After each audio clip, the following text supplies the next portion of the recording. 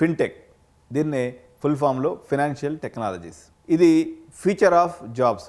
భారతదేశంలో fintech jobs యొక్క వెల్లువగా వచ్చేటువంటి ఈ తరుణంలో 150 కోట్ల మంది భారతీయులు, 4500 ప్లస్ హైయర్ ఎడ్యుకేషన్ ఇన్స్టిట్యూషన్స్ ఉన్న ఎవరు ఈ ఫిన్టెక్నాలజీని ఎందుకు విద్యా సంస్థల్లో బోధిస్తలేదు, ఎందుకు బోధించాలనేది మనం ఫస్ట్ తెలుసుకుందాం.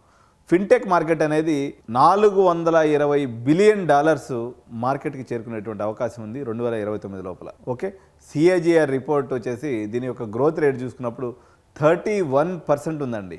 ఫిన్టెక్నాలజీలో గ్రోత్ వచ్చేసి 31% ఉంది. 7.5% జాబ్ గ్రోత్ ఫోర్కాస్ట్ అనేది మనకు కనిపిస్తూ ఉందన్నమాట. సో ఐటీలో డిక్లైన్ కనిపిస్తూ ఉంటే దీంట్లో 7.5% జాబ్ గ్రోత్ అనేది మనకు కనిపిస్తుంది. So it drives financial inclusion, innovation and digital ఎకానమీకి ఇది చాలా చాలా చాలా ఇంపార్టెంట్. అసలు ఈ ఫిన్టెక్ అంటే ఏంటని మీరు అనుకోవచ్చు కదా.